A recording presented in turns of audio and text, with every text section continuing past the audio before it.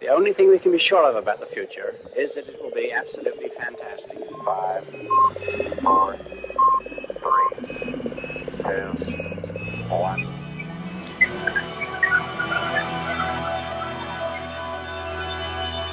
Hello, everybody. Welcome to this special episode of Into the Impossible. Recently, the University of California, San Diego Institute for the Arts and Humanities commemorated the 100th birthday of Primo Levi with a symposium remembering his life and the example he set of uniting scientific and literary cultures. Primo Levi was a chemist, a writer, and a survivor of Auschwitz. He said that stitching together molecules taught him to stitch together words and ideas. This episode of Into the Impossible is dedicated to the memory of Primo Levi. Today we're going to have a conversation with Dr. Luca Legnani. He's a research fellow at the Scripps Institute, and he studies, among other things, the origins of life and how that is affected by the chirality of molecules. So why don't you introduce yourself? Tell us a little bit about you and how you get into this work. Yeah, hi everybody. Yes, my name is Luca Legnani, and this is the field I'm studying. So I'm a postdoctoral fellow in the group of Professor Blackmond. And what we are trying to understand or to collect more evidences about is the general picture is the origin of life. So how life started on our planet, and more specifically, how's the origin of homochirality. So why the molecules that are part of our body and part of the body of many living organisms, why they have a specific chirality, and how this started. So Luca, you're obviously Italian. Primo Levi was Italian, so you know about him. What was it about his work that inspired you? Primo Levi is very famous in Italy and worldwide, mainly because of his work about the Holocaust during the Second World War. But Primo Levi was also a chemist, and he was inspired by chemistry, so he wrote many short stories about chemistry. And I'm pretty sure, I would say that also with his short stories, with his writing, he also inspired different generations of chemists, for sure in Italy, but I'm also pretty sure worldwide.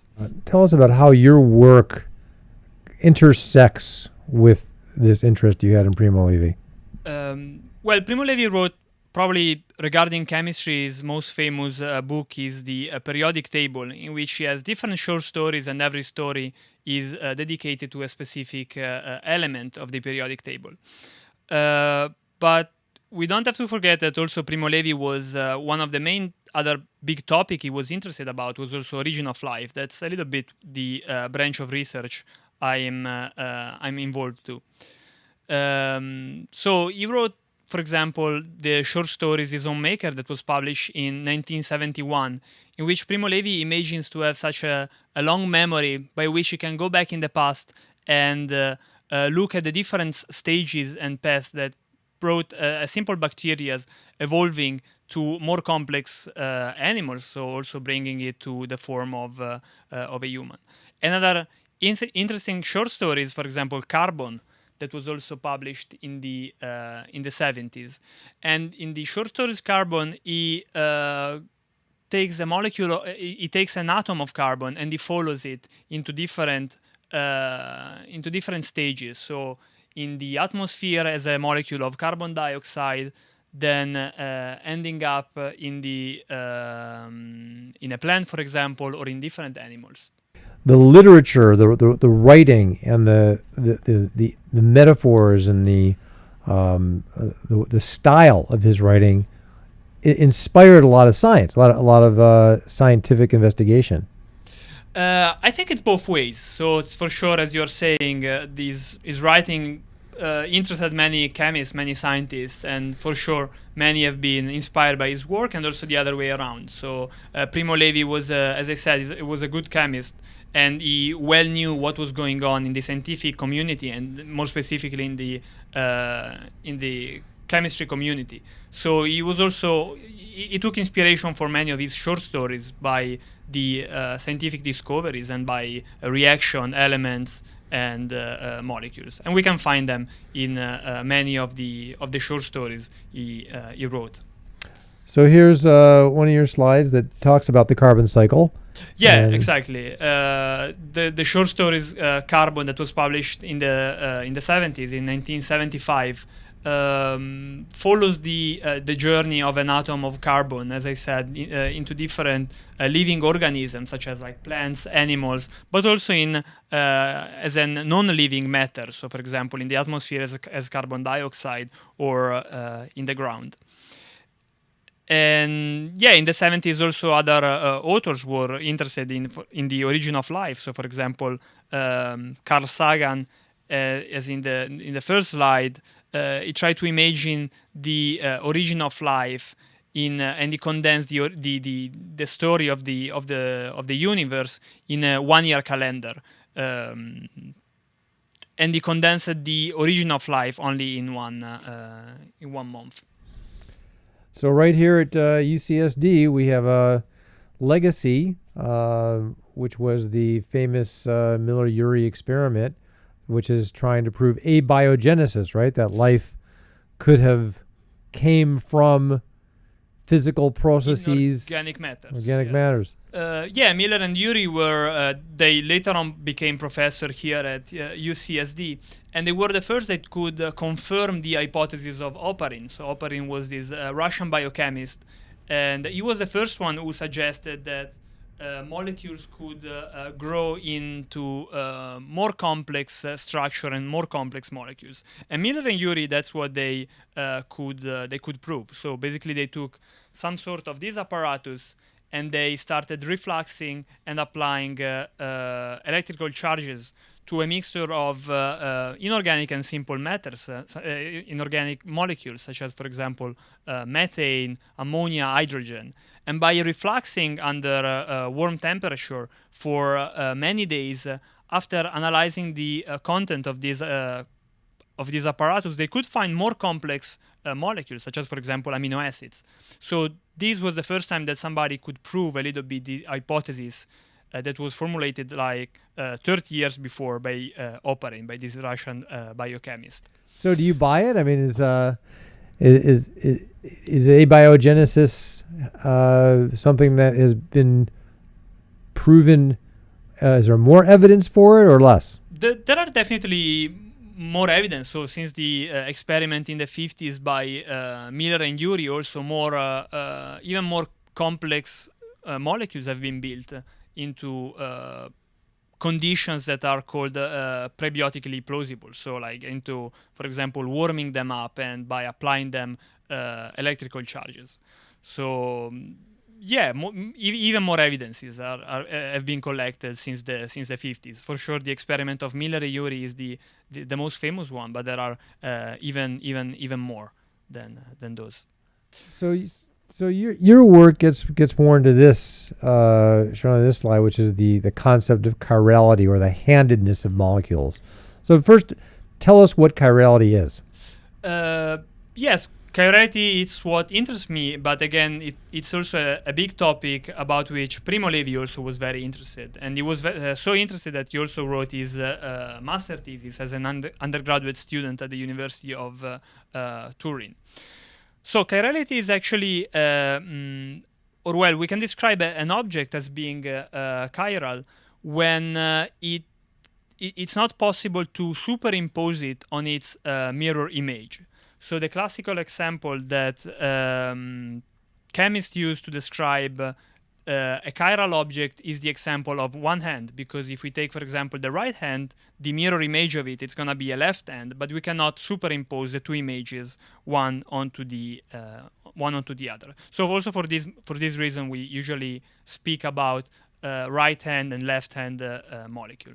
Another easy example can be also the one of a chair. So if we take a normal chair, this is a non-chiral object because we can take the mirror image of a chair and superimpose onto it. But on the other hand, if we take a chair like a conference chair with a side table on the side, in this case we cannot superimpose the image of this kind of a chair onto its mirror image. So in this case, we are in the presence of a chiral object. And chirality is an extremely important property in chemistry, because if we have an atom of carbon, that's the fundamental atom in the molecules of life, and this atom of carbon is connected to 4 different group of atoms or to 4 different molecules, then we are in the presence of a chiral molecule. And it's very, very important because usually it interacts with living organisms in 2 different ways, according if we are using a right-hand chiral molecule or a left one.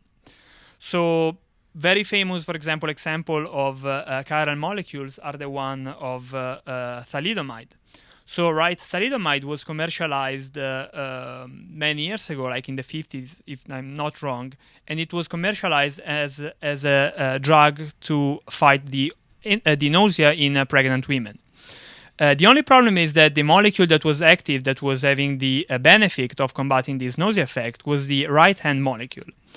And the main problem was that this kind of molecule was not commercialized as a pure, so it was not just commercialized the right-hand molecule, but because it's just easier to prepare, it also costs less, it was commercialized as a racemic mixture. So 50% of the right form molecule and 50% of the left form molecule.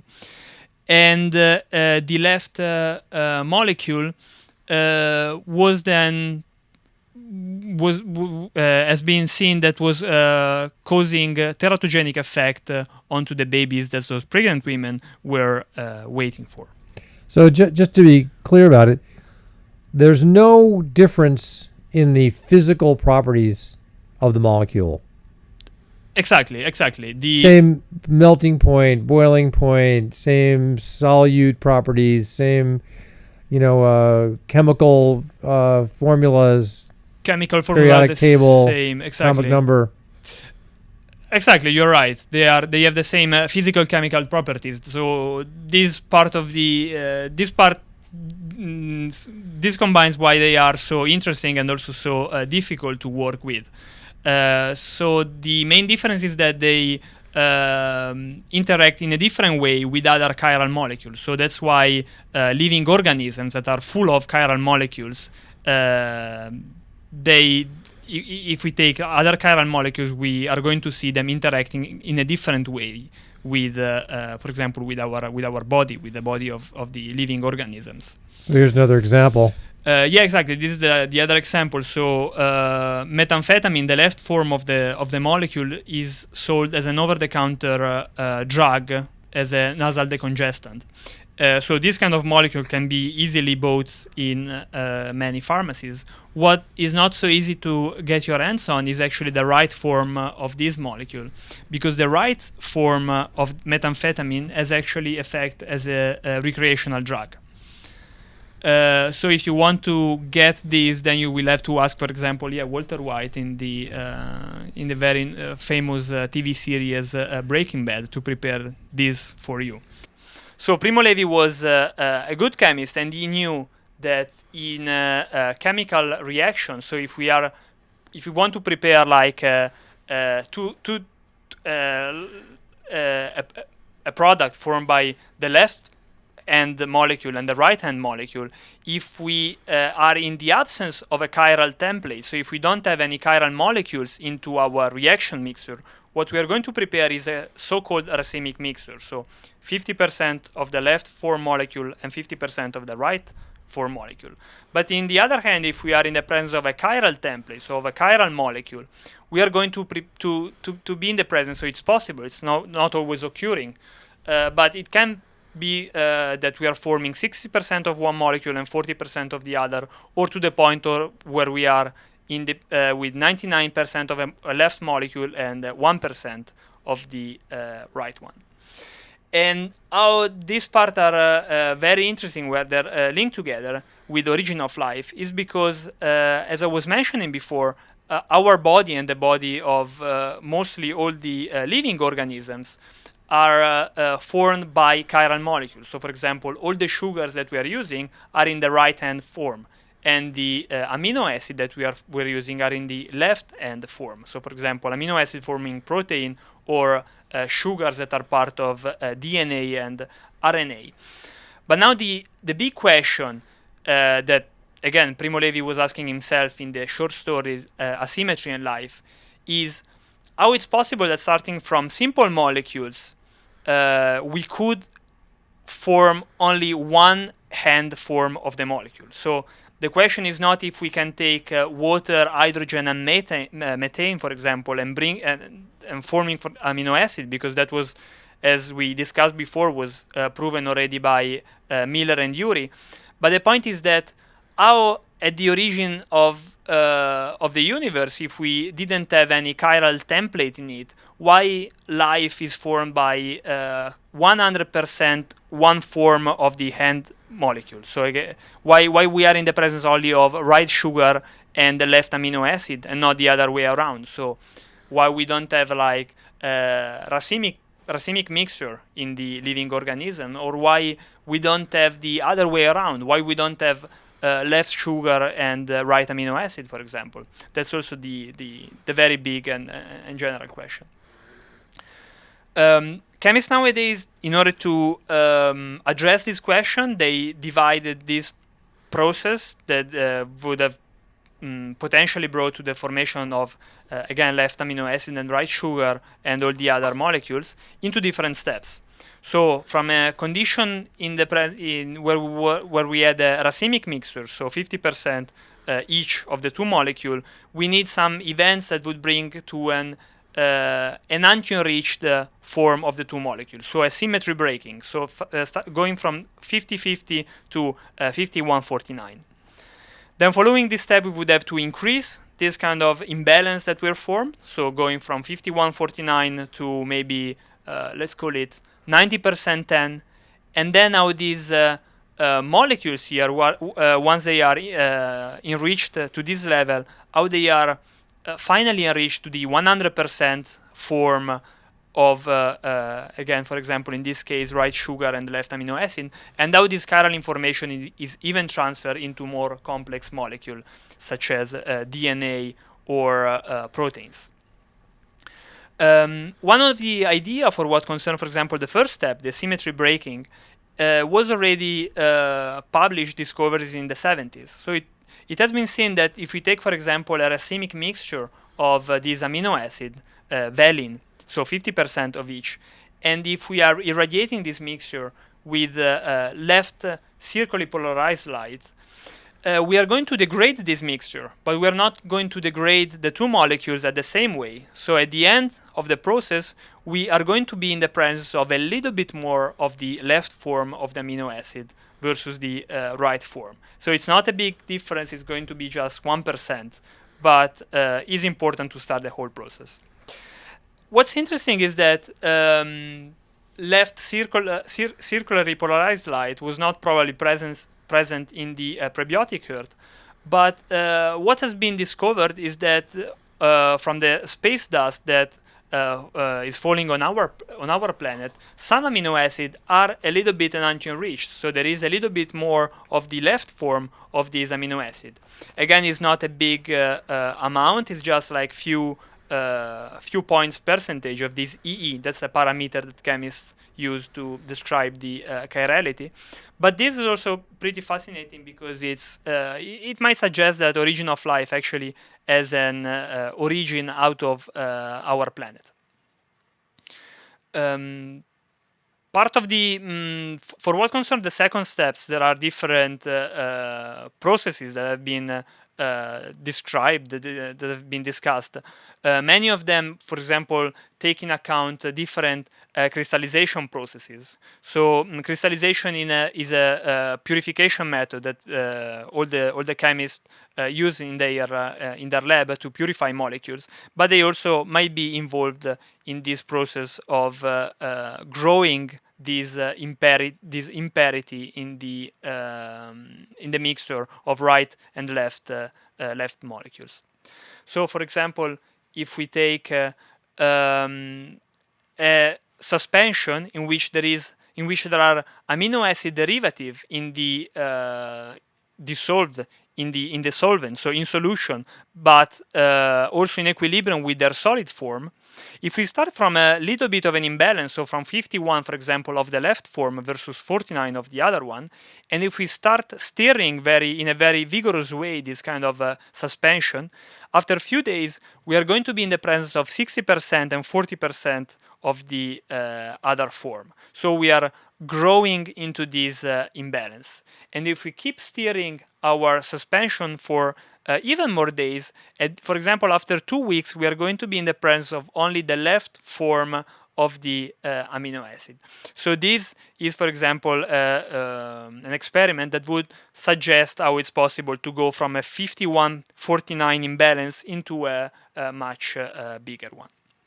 The last step of all of this process is also how to connect all of those reactions. So how all of these reactions communicated together to bring at the end the molecules that are forming life. So again, for example, sugar into DNA and amino acid into protein. So what we are doing, for example, right now is to take molecules such as aminonitriles that are likely to be present in our prebiotic herd, and if we have a racemic mixture of them, and if we are inducing them to basic condition, we are going to form amino acid derivative in a 50-50% mixture, so in a racemic mixture.